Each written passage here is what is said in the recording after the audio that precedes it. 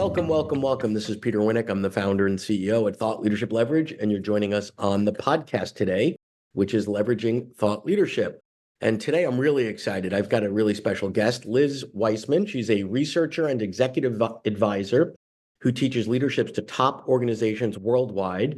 She wrote the New York Times bestsellers, Multipliers, The Multiplier Effect, and the Wall Street Journal bestseller, Rookie Smarts and Impact Player. She's the CEO of the Wiseman Group, a leadership research and development firm headquartered in Silicon Valley. And she has worked with Apple, AT&T, Disney, Meta, Google.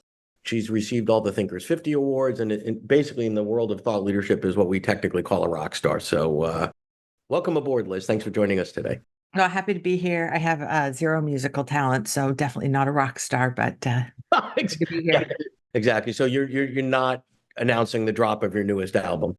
No. Like my nightmares are like I'm on stage with a guitar and I don't know how to play. So I'm an anti-rock star. You're an anti-rock star. There you go. Cool. So why don't we start with sort of your journey? How did this happen? Because what I find fascinating about my conversations with thought leaders is it's typically not as deliberate or linear or planned as one might think, or is obvious in many other professions. Oh, yeah. Mine is probably in the not particularly planned category. I've always had a pretty organic approach to my career, which is just kind of go where you can do something useful. And usually there's something valuable there to do. My career, I guess in short, is the first half of my career was managing the learning function in a big corporation.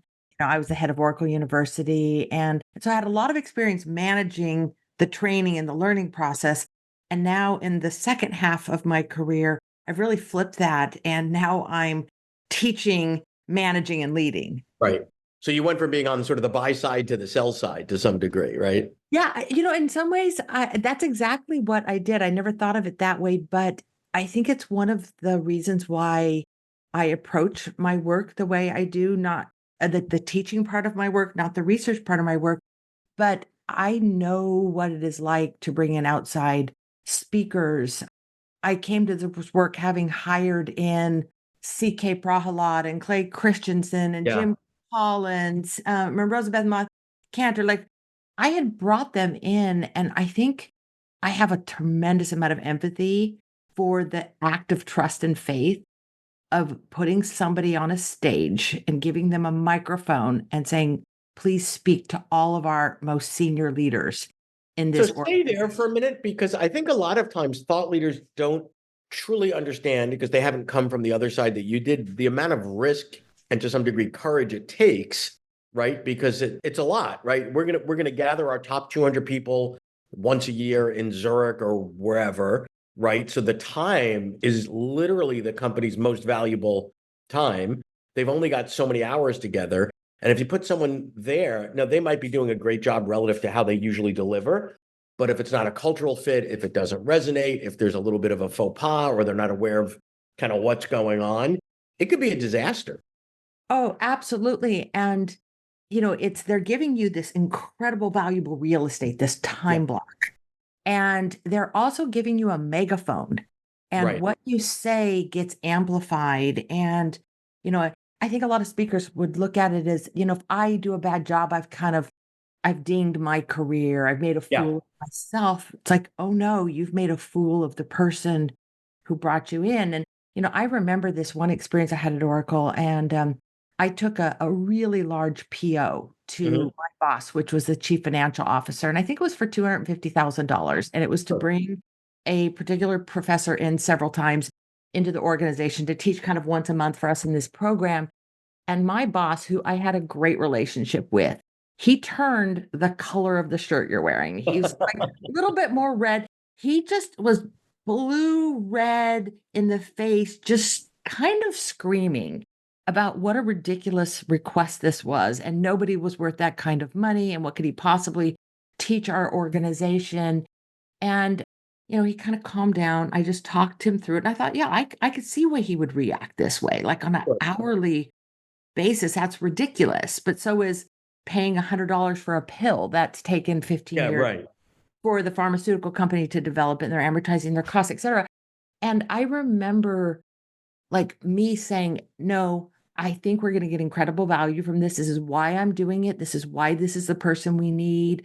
And every single person who brings someone into their organization is taking a risk like that. And Things that you said that I want to touch on. One is, if a speaker doesn't do great, they're like, oh, you dinged my career. But I think actually, as a speaker, you don't get to have a bad day at work, right? Most of us get to have a bad day at work as a keynoter. And listen, it happens, but you kind of don't. There's really almost no excuse unless you have some personal tragedy or something. You can't go back to the client later and say, yeah, that was kind of I didn't sleep that great or I had a headache. Like that doesn't work at all. no, you don't get to no show unless you are like in traction in the hospital. Right. I always tell people, I'm like, no, yeah, I'm sick, but the only reason I don't get to show is that I'm on life support in the Yeah, hospital. Like, exactly. you Exactly. show up and you don't get to show up with your sort of B game and you don't get to have a Exactly. bad day. Like every day has to be amazing. But, and it's so easy though, as a speaker to look at it from your perspective. But I Sure. think what that first half of my career taught me to do is really look at it through the sponsor's perspective, the executive. And one of the things I look at, and I would encourage anyone who's speaking on a stage, if you don't already do this, I would encourage you to do it. I guess maybe you might have been trained to like make eye contact with the Yeah. Yeah. audience and like look around. I don't worry about any of that. What I do is I keep my eyes on the people at that front table who invited you there. Right. And I There's a watch. couple of points there. So I'm taking so many notes here. 2 points I want to extract from what you just said there. One is providing value because it is hard to impossible to say, well, I'm a best-selling author, blah, blah, blah. Of course I'm worth, I'm worth $75,000 for a keynote. It's really, really hard to justify that. So I think you really have to work hard at showing the client where value can happen.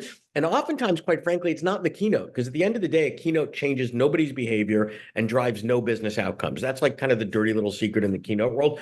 But it's a great way to bring a level of awareness and engagement and get people to sort of play with those ideas. And then they go, maybe we want more.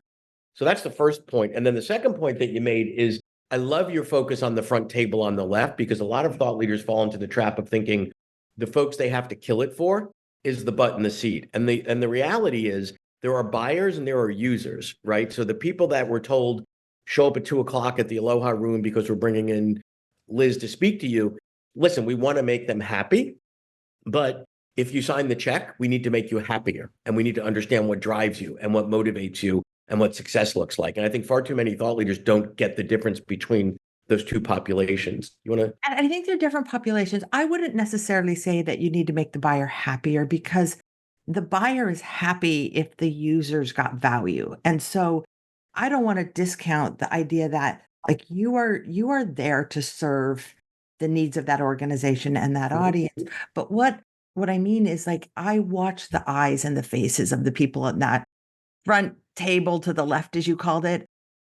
I look at when I take a stage, I notice there's like an excitement in their eyes, but there's a worry in their eyes. And it's that first Sure. 5 minutes of what if she says something stupid? What if people don't play along? What if this falls flat? And it's a terror. Like I watch terror in people's Yeah, eyes. yeah, yeah.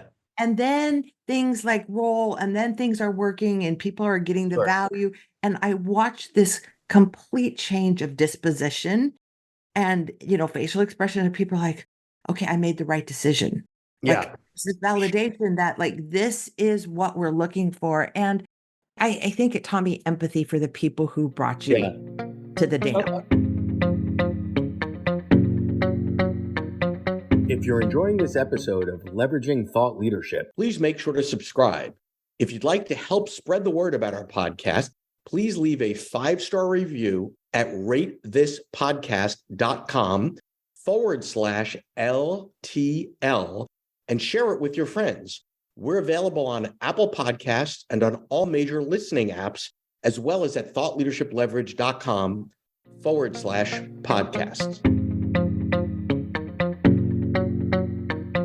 I want to move from keynoting, right? Because a lot of folks kind of, I don't want to say obsess on the keynote, but stay very much in the keynote space because if you do that well, the money's great and you don't need to have a whole staff and all that. But in reality, my experience has been that the keynote should be the beginning of a relationship with a client, not the extent of the relationship. If you really want to drive measurable outcomes, if you want them to embrace your ideas, if you want their leaders and managers to practice what it is that you've researched and studied. And that doesn't happen in the form of a keynote. You have to actually think through what is that suite of products and assessment tools, video-based learning, et cetera. What have you done there to sort of drive stickiness in an enterprise and behavior change at the org level? Yeah, Peter, to answer your question, is it okay if I like take you back to where I Sure. started my careers? So I ran. We're doing a flashback now. We need Oh, like some we're flashing back. So I flashback. ran the corporate learning function, and I worked for Yeah. a huge global software company. And so part of that was management training and professional development, but a Yeah. lot of it was product and technical training. And so Yeah. when Oracle launched a new version of the database or a new suite Yeah. of tools, it was my job to make sure that every single person in that company was trained on the new product, meaning they knew how to install it, sell it, tune it, support it. Which And probably took priority over people, right? Product probably trumped oh, people in that culture. this was a software company run by Larry Ellison. Yeah, that was what I was Yeah, going. and so I spent almost 2 decades like with this mindset, which is when you have a product, you need everyone ready, like equipped with the tools, the training, the support. And so when I released my first book, it like on release date of my first book, Multipliers, I'm like, okay, well, here's the keynote, here's the workshop, here's the Right, assessment. right. I wasn't thinking about it from a business and how to produce income. I had had this trained into me, which is you don't put something out there into the world without the tools that people need to be successful with it. Like to me, it was But it's the basis of a far more robust business that's not dependent on is Liz in the room or in the Zoom today.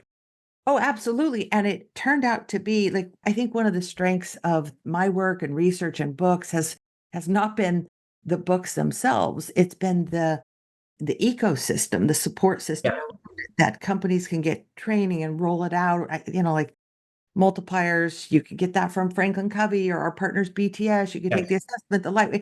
Like we've got that whole little universe around it to help people be successful with it, which means it can grow deep roots inside of organizations. But I'm just confessing that this was not business savvy or genius on my part. It's just the way I had been trained to think, to run a large learning, But it gave you, I think that when you came out on the scene as a thought leader, it gave you a competitive advantage because lots of folks have great ideas and books and they make for a lovely keynote and people can chat about them over the cocktail party. And then, 3 days later, you're like, how was that? Oh, that was kind of cool, like whatever.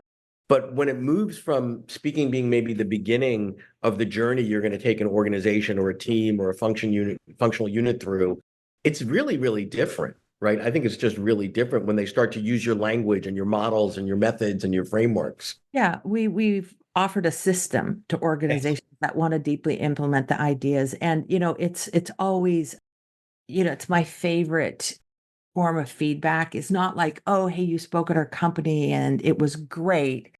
Or I read your book and I loved it. That's nice to hear. What I love hearing is people saying, wow, you came and like spoke at our company or we went through your workshop. Right. That was like 5, 6 years ago, and we are still talking about it and still Yeah. using those ideas.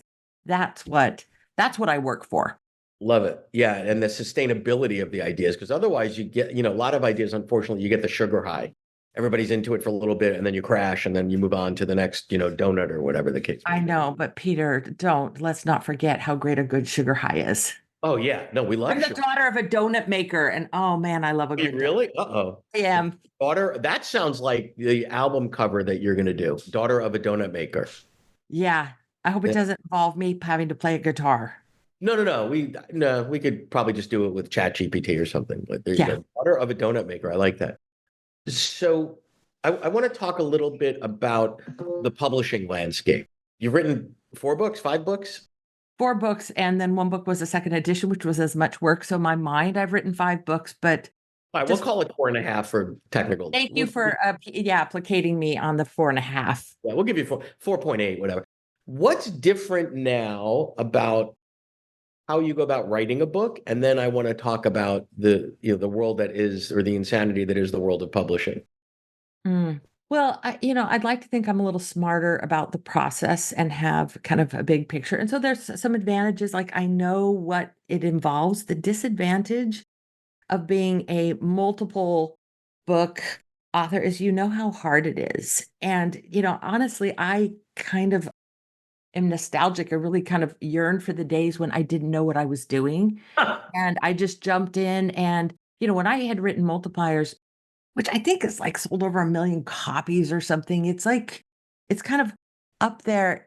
I had never written anything longer than an email note, maybe like a 3-page report and then, essays in college or what have you, and maybe a Right. Christmas letter every year. But I didn't know what I was doing, but I signed a contract saying I had an idea. Right. So therefore I needed to write a book. And so I jumped in, like, headlong into this process, and I was the same way with my second book, Rookie Smarts. Like, you know what? Hey, I really enjoyed that book writing process. Like, I told my publisher, I'm like, I think I loved every step of this publishing process, everything except perhaps the index creation, which, they sub out to do that, but I didn't really love that. But I loved every bit of the research, the writing, the editing, and I said, "I think I might have the bug." And she said, "Oh, no, you've Right. got the gene. Like, you're sort of built to Huh. do this." And so I jumped into my next book, Rookie Smarts, and then I'm jumping in, and now I'm like, "Oh, slow down." Like, I now know how hard it is. Right.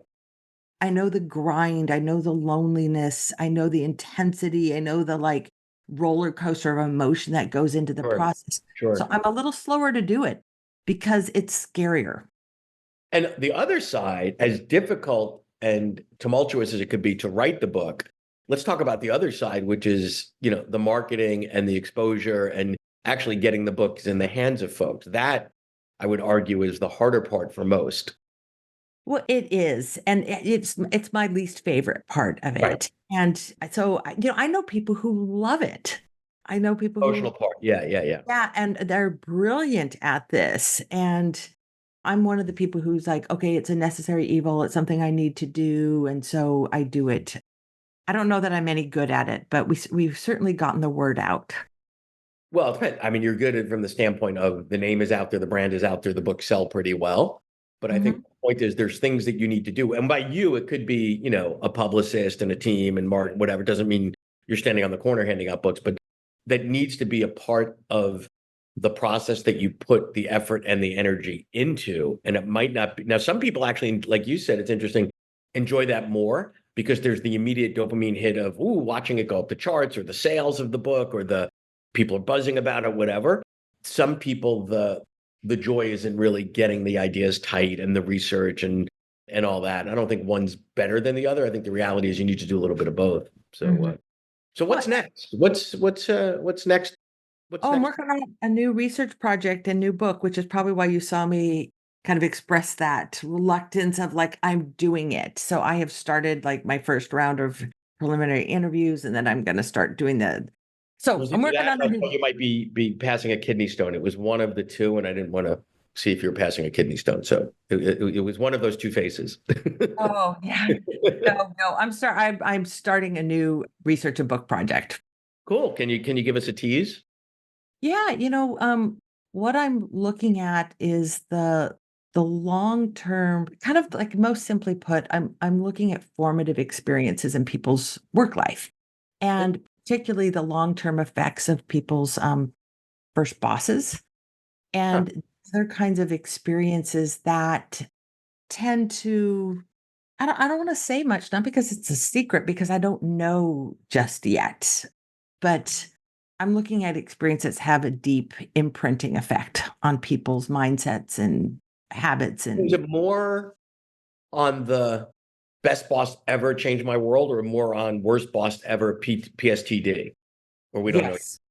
Yeah, more on the Yes. latter. Okay. No, both. Both. Okay, cool. Because I think that it could go either way, I think we've all had both of those experiences. Which one? And they both have impact and Yeah. influence on how we lead and how we manage in the pot. You can have the worst boss ever and say, okay, what I learned from that person is I will never do A, B, C, and D. Yes. Right. There might have been an easier way to learn it.